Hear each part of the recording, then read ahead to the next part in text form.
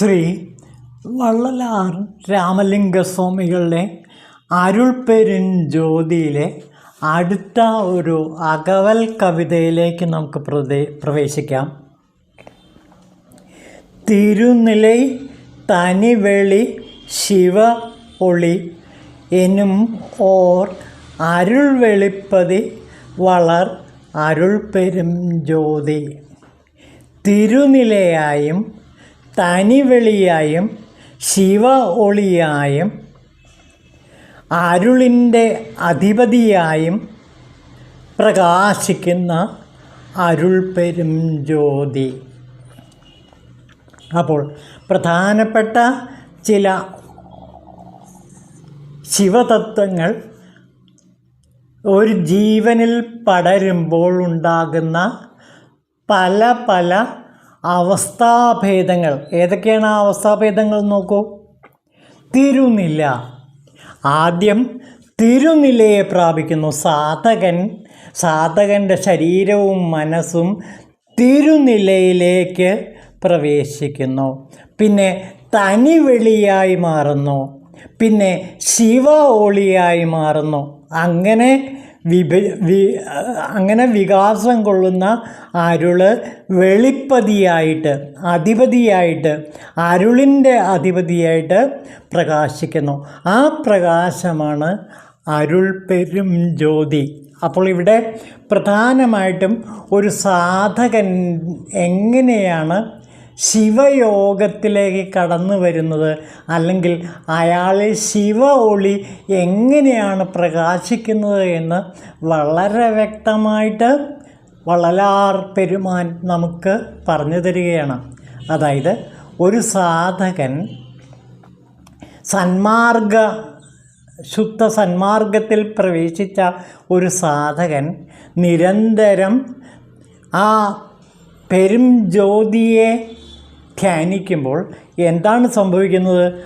ആദ്യം അയാൾ പുണ്യസ്ഥാനത്തിലേക്ക് പ്രവേശിക്കുന്നു. ആ പുണ്യസ്ഥാനം ഏതാണെന്ന് നോക്കൂ. തിരുനില, ശ്രേഷ്ഠമായ നിലയിലേക്ക് എത്തിച്ചേരുന്നു. അത് ശുദ്ധ സന്മാർഗ നിലയാണ്. ആ ശുദ്ധ സന്മാർഗ നിലയിൽ നിന്ന് തനിവെളിയിലേക്ക് എത്തിച്ചേരുന്നു.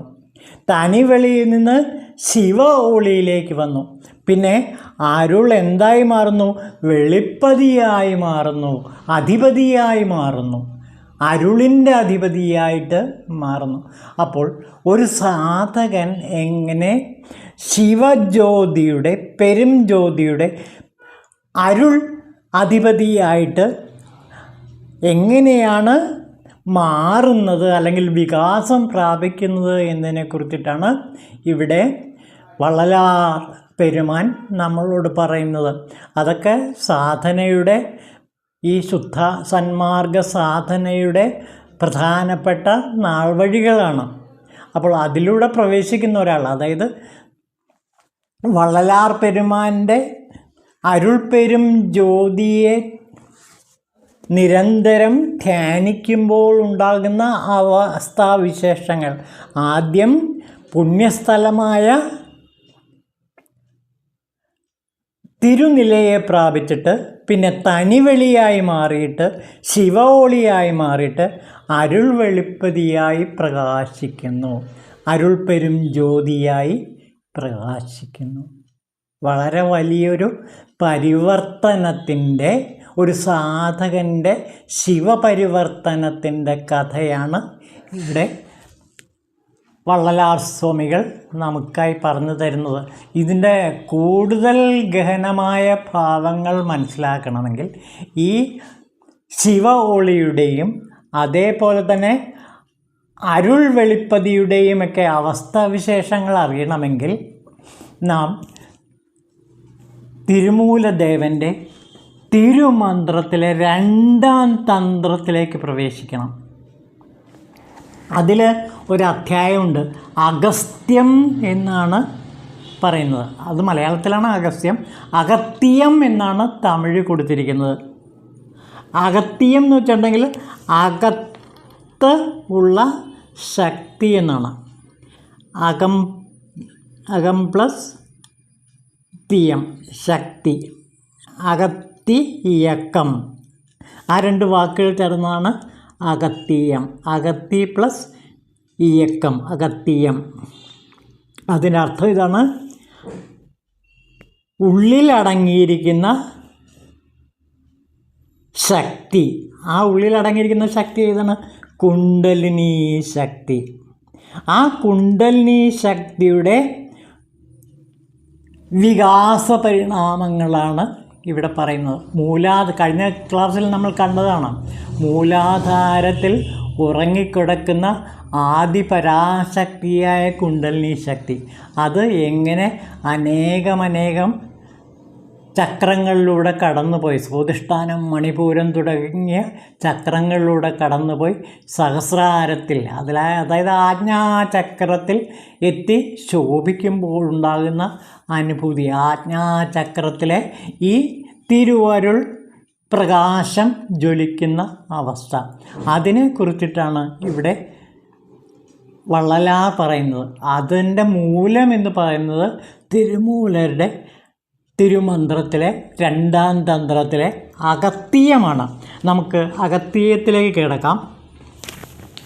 അഗസ്ത്യത്തെ ഒരു പുഷ്പമായിട്ടാണ് ഇവിടെ തിരുമൂലദേവൻ കാണുന്നത്. ആ പുഷ്പം എങ്ങനെയാണ് മൂലാധാരത്തിൽ നിന്ന് ഉയർന്നു പൊങ്ങുന്നത് എന്നാണ് പറയുന്നത്. അതായത് നമുക്ക് നോക്കാം. കുണ്ടലിനി എന്ന ശക്തി പുഷ്പത്തെക്കുറിച്ചിട്ടാണ് ഇവിടെ തിരുമൂലദേവൻ പറയുന്നത്. അഗത്തി എന്നാൽ അഗസ്ത്യോദയം, അഗസ്ത്യൻ്റെ ഉദയം. ഓർക്കുക, ഈ ദർശനങ്ങളുടെ എല്ലാം കുലപതി എന്ന് പറയുന്ന അഗസ്ത്യൻ കൂടിയാണ്. ആ അഗസ്ത്യം എന്ന പേരെങ്ങനെയാണ് വന്നത്? അഗസ്ത്യം, ഉള്ളിലെ ജ്യോതി. ഇവിടെ വള്ളലാർ പറയുന്ന അരുൾപ്പെരും ജ്യോതി എന്താണ്? നമ്മുടെ ഉള്ളിലെ ജ്യോതിയാണ്, അകത്തുള്ള ഇയക്കമാണ്. ആ ഇയക്കം ജ്യോതിയാണ്, കുണ്ടലിനി ജ്യോതിയാണ്. അപ്പോൾ അരുൾപ്പെരും ജ്യോതി എന്ന് പറയുന്നത് അഗസ്ത്യമാണ് എന്ന് മനസ്സിലാക്കുക. അഗസ്ത്യം എന്നുള്ളത് അകത്തുള്ള ഇയക്കമാണ്, അത് കുണ്ടലിനി ശക്തിയാണ്. അപ്പോൾ ഈ പ്രകാശം എന്ന് പറയുന്നത്, വള്ളലാർ പറയുന്ന ഈ അരുൾപ്പെരും വെളിച്ചം പകരുന്ന ലോകമേതാണ്? അഗസ്ത്യ വെളിച്ചമാണ്. അഗസ്ത്യ പുഷ്പത്തെക്കുറിച്ചിട്ടാണ് ഇവിടെ തിരുമൂലദേവൻ പറയുന്നത്. ഇതാ നോക്കൂ, അഗസ്ത്യോദയത്തിൽ പുഷ്പിക്കുന്ന വൃക്ഷത്തിൻ്റെ പുഷ്പമാണ് അഗസ്ത്യം. അതാണ് അഗസ്ത്യോദയം. അഗസ്ത്യോദയം എന്ന് വെച്ചാൽ ജ്ഞാനോദയമാണ്. അകത്തിലെ വൃക്ഷത്തിൽ നിന്ന് വിരിയുന്ന പുഷ്പം ഉഷ്ണത്തെയും പിത്ത കഫങ്ങളെയും അകറ്റുന്നൊരു പുഷ്പമാണത്ര ഇത്. അതിന് വള്ളലാർ മറ്റൊരർത്ഥം കൂടെ കൊടുക്കുന്നുണ്ട്, മാതളം എന്നൊരർത്ഥം കൂടെ കൊടുക്കുന്നുണ്ട്. മാതളം എങ്ങനെയാണ് ശരീരത്തെ ദിവ്യശരീരമാക്കി മാറ്റുന്നത് എന്നൊക്കെ വിവരിക്കുന്നുണ്ട്. അതായത് കാമാദി വിഷയങ്ങളെയും മറ്റും മാറ്റുന്ന ഒരു ശക്തിയാണിത്. അകത്തിലെ പുഷ്പമായിരിക്കുന്നത് കുണ്ടലിനിയാണ്. അതാണ് അതിൻ്റെ നിറവും പറയുന്നുണ്ട്.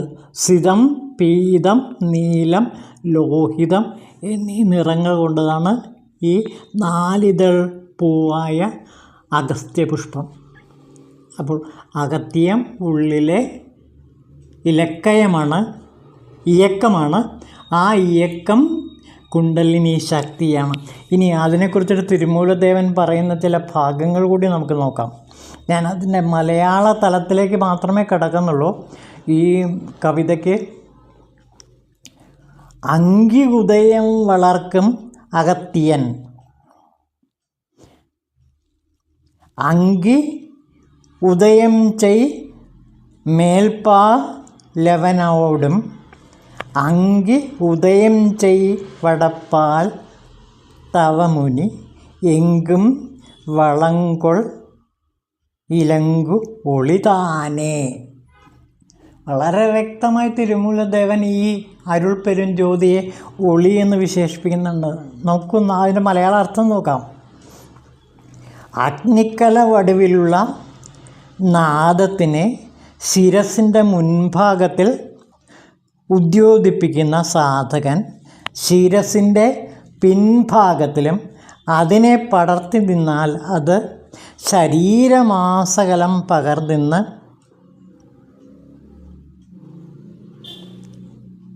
തപാഗ്നിയായി ശിവാഗ്നിയായി മാറും എന്നാണ് പറയുന്നത്.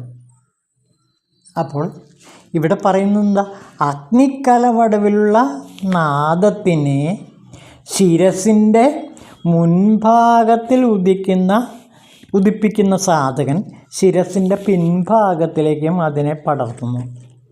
അപ്പോൾ മൂലാധാരത്തിലുള്ള കുണ്ടലിനി ശക്തിയാകുന്ന ഈ അഗസ്ത്യ പുഷ്പം വിടർന്ന് വികസിച്ച് മുകളിലേക്ക് സഞ്ചരിക്കുന്നു. അങ്ങനെ സഞ്ചരിച്ച് അഗ്നിക്കല വടിവിൽ സഞ്ചരിച്ച് അത് ശിരസിൽ എത്തിച്ചേരുന്നു. ശിരസിൻ്റെ പിൻഭാഗത്തിലും അത് വിടർന്നു നിൽക്കുന്നു. അത് ശിരസിൻ്റെ പിൻഭാഗം എന്ന് വെച്ചാൽ പീനിയൽ ഗ്ലാൻഡ് സ്ഥിതി ചെയ്യുന്ന ഭാഗമെന്ന് ആധുനിക ശാസ്ത്രം പറയുന്നു. അതിൻ്റെ മുൻഭാഗമാണ് തിരുനെറ്റിയിലെ ആ ആജ്ഞാചക്രം. അപ്പോൾ ശരീരമാസകലം ഈ അരുൾപ്പെരും വെളിച്ചം പടർന്നു നിൽക്കും. അപ്പോൾ വള്ളലാർ പറയുന്ന അരുൾപ്പെരും ജ്യോതി എന്ന് പറയുന്ന ഈ ജ്യോതിയാണ്. അതായത് തിരുനില. ഇതിനെയാണ് തിരുനില, തനിവെളി, ശിവ ഒളി എന്ന് പറയുന്നത്. അതായത് തനിനിലയാണിത്. കുണ്ടലിനി ശക്തി ആകുന്ന അഗ്നിപുഷ്പം അഗസ്ത്യം വിടർന്ന് പ്രണവ വായുവിലൂടെ മുകളിലേക്ക് കയറി സുഷുമ്നാ നാഡി വഴി മുകളിലേക്ക് കയറി. അതായത് ഇട, പിംഗല, സുഷുമ്ന എന്ന 3 നാഡികളുണ്ട്. ഇതിലെ നടുനാഡിയാണ് സുഷുമ്നാ നാഡി. ഈ സുഷുമ്നാ നാഡിയിലൂടെ ഈ പ്രണവവായു മുകളിലേക്ക് സഞ്ചരിക്കുന്നു. അങ്ങനെ അഗസ്ത്യമാകുന്ന ആ അഗ്നിപുഷ്പം ശിരസിൻ്റെ പിൻഭാഗത്തെത്തുന്നു. അതിൻ്റെ മുൻഭാഗമാണ് നാം കാണുന്ന ആജ്ഞാചക്രം. അപ്പോൾ വള്ളലാർ സ്വാമികൾ എപ്പോഴും ഈ ആജ്ഞാചക്രത്തിലെ 3ാം കണ്ണിനെക്കുറിച്ച്, ആ അരുൾപ്പെരും ജ്യോതിയെക്കുറിച്ചിട്ടാണ് കൂടുതലും പറയുന്നത്. അപ്പോൾ ആദ്യം ഈ അരുൾപ്പെരും ജ്യോതി തിരുനെറ്റിയിലെ ഭ്രൂമധ്യത്തിലെ ആജ്ഞാചക്രത്തിലെ അഗ്നിയായിട്ട് അരുൾപ്പെരും ജ്യോതിയായിട്ട് വികസിച്ചിട്ട് ശരീരമാസകലം നിൽക്കുന്നു. അതാണ് അരുൾ അധിപതി, അരുൾ വെളിപ്പതി. അപ്പോൾ ആദ്യം തിരുനില, അത് കഴിഞ്ഞ് തനിവെളി. തനിവെളി എന്ന് പറയുന്നത് ശിരസിൻ്റെ പിൻഭാഗത്ത് എത്തിച്ചേരുന്ന അവസ്ഥയാണ്. ചിറ്റമ്പലം, ചിദംബരം എന്ന് പറയുന്ന സ്ഥലം. ആ ചിദംബരത്തിൽ എത്തിച്ചേരുന്നു. അതായത് ശിരസാകുന്ന, ശിരസിൻ്റെ പിൻഭാഗമാകുന്ന, വലത് ഭാഗത്തിൻ്റെ പിൻഭാഗമാകുന്ന ആ തിരുവമ്പലത്തിൽ, ചിറ്റമ്പലത്തിൽ, ചിദംബരത്തിൽ ഈ കുണ്ടലിനി അഗ്നിയാകുന്ന അരുൾപ്പെരും ജ്യോതി പ്രകാശിച്ച് നിൽക്കും. ഭ്രൂമധ്യത്തിലെ ആജ്ഞാചക്രത്തിലെ അരുൾപ്പെരും ജ്യോതിയാണിത്. അവിടെ അരുൾപ്പെരും ജ്യോതി നിറയുമ്പോൾ എന്താണ് സംഭവിക്കുന്നത്? ആദ്യം തിരുനിലയാണ്, പിന്നെ അത് തനിവെളിയായി. ആ തനിവെളി, അതായത് ശിരസിൻ്റെ പിൻഭാഗം, ആ ശിരസിൻ്റെ പിൻഭാഗത്തുള്ള പീനിയൽ ഗ്ലാൻഡിൽ ഈ മധു ഊറുമ്പോൾ അത് എന്തായി മാറുന്നു? ശിവ ഒളിയായി മാറുന്നു. അപ്പോൾ തനിവെളിയിൽ ശിവ ഒളി പ്രകാശിക്കുന്നു. ചിതാകാശത്തിൽ ശിവസൂര്യൻ, ആത്മസൂര്യൻ പ്രകാശിക്കുന്നു. അതാണ് ഈ അരുൾ പെരും ജ്യോതി. അപ്പോൾ ഓർക്കുക, അരുൾ പെരും ജ്യോതി ശരീരത്തിൽ എങ്ങനെ പ്രവർത്തിക്കുന്നു എന്നുള്ളതാണ് പറയുന്നത്. അപ്പോൾ തിരുമൂലദേവൻ അഗസ്ത്യത്തിൽ പറയുന്ന കാര്യം ഇതാണ്. ഇനി ആ ശിവശക്തിയാർന്ന ആ അരുൾ വെളിപ്പതിയെക്കുറിച്ചിട്ട് തിരുമൂലദേവൻ വീണ്ടും വർണ്ണിക്കുന്നുണ്ട്. നമുക്ക് അതുകൂടി നോക്കാം. കരുത്തുളറൈ അന്തകൻ തൻ പോൽ അച്ചുരൻ. അതിൻ്റെ അർത്ഥം മുഴുവൻ ഞാനത് വായിക്കുന്നില്ല, തമിഴിലുള്ളതാണ്. വശത്തിൻ ഉലകത്ത് ഉയിർകളെ എല്ലാം വരുത്തം ചെയ്താൻ എൻ്റെ വാനവർ വേണ് കരുത്തുളയാർ ചുലം അകൈക്കൊണ്ട് കൊണ്ടേനെ. അതിൻ്റെ അർത്ഥം ഇങ്ങനെയാണ്: യമനെ പോലെ ഭയങ്കര ശക്തി കൊണ്ട അന്ധകൻ എന്ന അസുരൻ ഭഗവാനിൽ നിന്ന് ലഭിച്ച വരശക്തി വച്ച് ഭൂലോകത്തുള്ള ജീവന്മാരെയെല്ലാം പീഡിപ്പിച്ചു വരികയായിരുന്നു. ആ സമയം ഗുണസമ്പന്നന്മാരായ ദേവന്മാർ അവൻ്റെ പീഡനം ഭയന്ന് ഭഗവാൻ പരമേശ്വരനോട് പ്രാർത്ഥിച്ചു നിന്നു. ഭഗവാന്റെ ജ്ഞാനം എന്ന ശൂല ആയുധത്താൽ അവനെ കൊന്ന് ദേവന്മാരുടെ ദുഃഖങ്ങളെ അകറ്റണമെന്ന് പ്രാർത്ഥിച്ചു. അങ്ങനെ ശിവൻ ശൂലം കൊണ്ട് ഈ അന്ധകൻ എന്ന അസുരൻ്റെ ശല്യം തീർത്തു.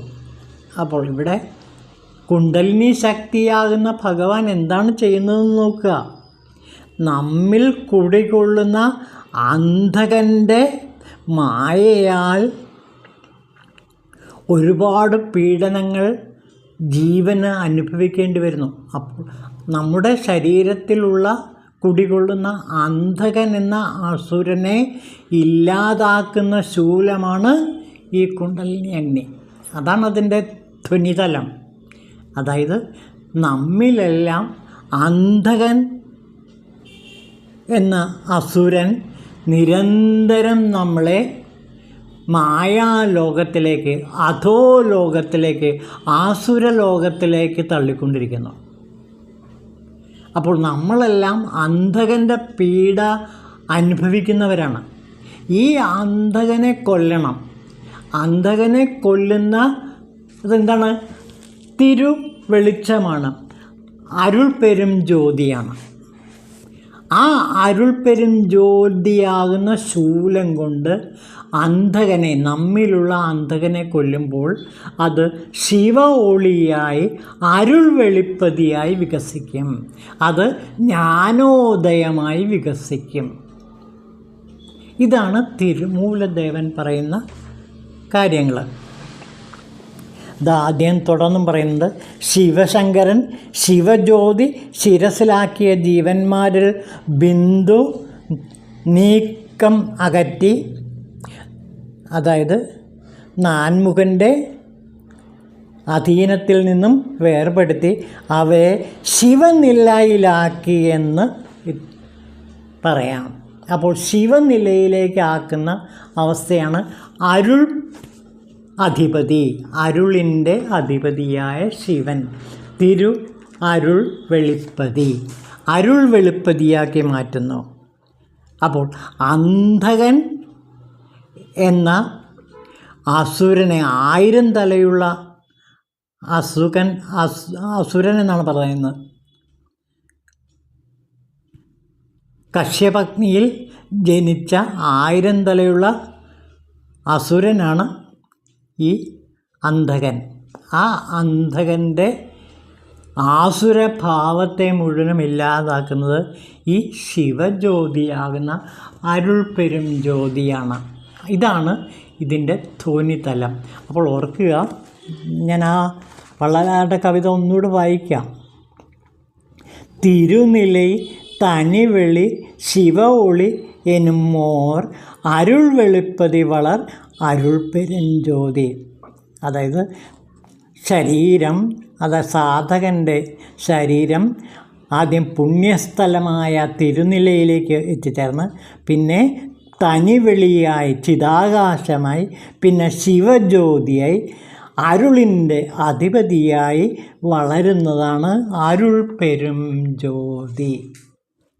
ഇത് ഈ നിഗൂഢമായ തിരുമന്ത്ര രഹസ്യമാണ്.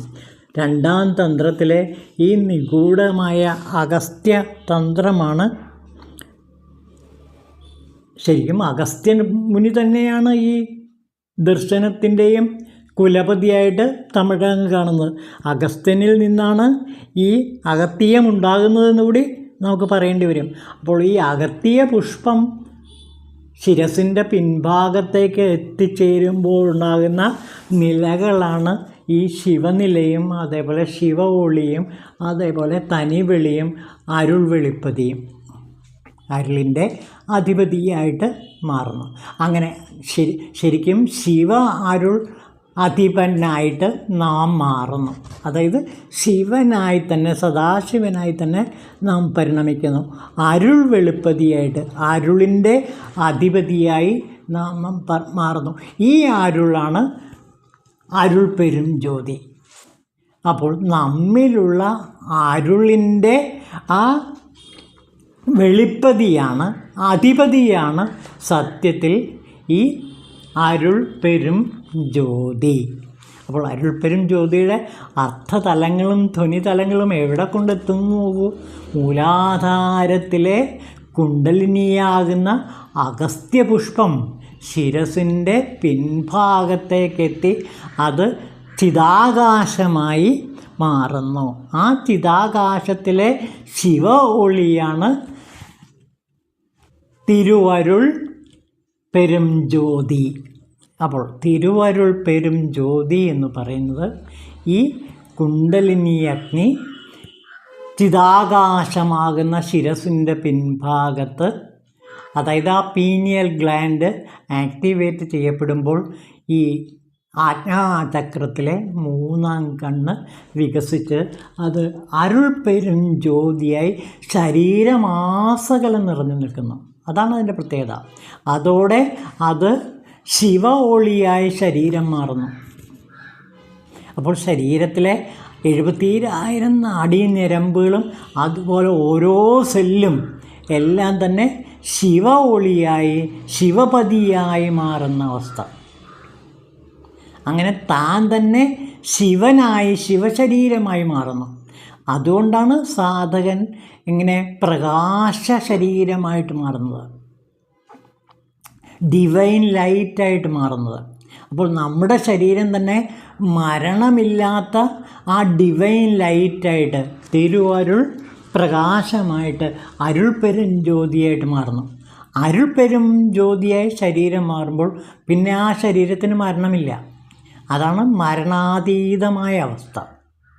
അത് വള്ളലാർ സ്വാമികൾ സ്വജീവിതത്തിൽ നമുക്ക് കാണിച്ചു തരികയും ചെയ്യുന്നു. ശരീരം പ്രകാശത്തിൽ ലയിച്ചു ചേരുകയാണ്. ഇതിനൊക്കെ ആധുനിക ശാസ്ത്രത്തിൽ, അതായത് ഇനി കഴിഞ്ഞ ദിവസം ഞാൻ പറഞ്ഞ പോലെ ആ ദൈവകണം എന്ന് പറഞ്ഞാൽ ആ ഗോഡ് പാർട്ടിക്കിൾ, റിയൽ ഗോഡ് പാർട്ടിക്കിളിലെ ഇനിയും കണ്ടെത്താത്ത നിഗൂഢമായ ആ ഡിവൈൻ ലൈറ്റിനെയാണ് അരുൾ പെരും ജ്യോതിയായിട്ട് ഇവിടെ വള്ളലാർ ചിത്രീകരിക്കുക എന്ന് നോക്കുക. ഇതൊക്കെ ഇനി കണ്ടെത്താനിരിക്കുന്ന ഭാഗങ്ങളാണ്.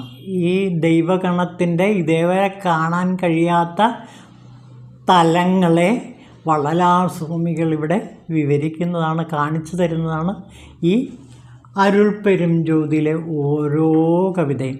ഈ ഓരോ കവിതയ്ക്കും ക്വാണ്ടം ഫിസിക്സുമായിട്ടൊക്കെയുള്ള വളരെ അടുത്ത ബന്ധങ്ങൾ തമിഴ്നാട്ടിലെ യുവശാസ്ത്രജ്ഞന്മാർ ഇപ്പോൾ വിശദീകരിക്കുന്നത് നമുക്ക് കാണാൻ കഴിയും.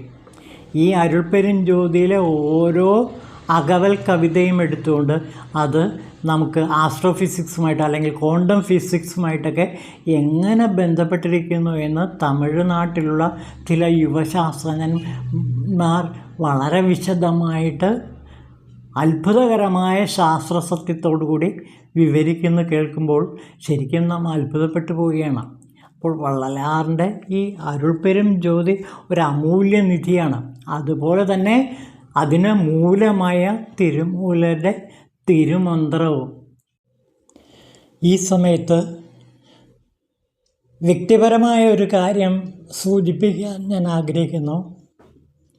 1980കളിൽ ഞാൻ ആലുവ UC കോളേജിൽ അധ്യാപകനായിരുന്നു. അന്ന് ഞങ്ങളുടെ അധ്യാപക സംഘടന കൊച്ചിൻ യൂണിവേഴ്സിറ്റിയിലെ ലോകപ്രശസ്തനായ ജോർജ് സുദർശൻ എന്ന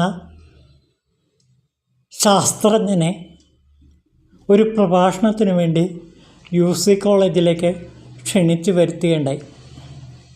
അദ്ദേഹം ഈ അരുൾപ്പെരും ജ്യോതിയെക്കുറിച്ചിട്ടാണ് പറഞ്ഞത് എന്ന് ഞാനിന്ന് ഓർക്കുന്നു. വളരെ അത്ഭുതകരമായ കണ്ടെത്തലുകളായിരുന്നു ഡോക്ടർ ECG സുദർശൻ്റെ ആ തിയറി.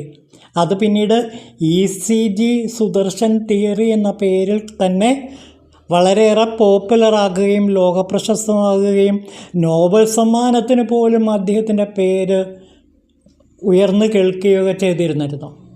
അന്ന് UC കോളേജിലെ ECG സുദർശൻ പറഞ്ഞത് ഈ അരുൾപ്പെരും ജ്യോതിയെക്കുറിച്ചിട്ടാണ്.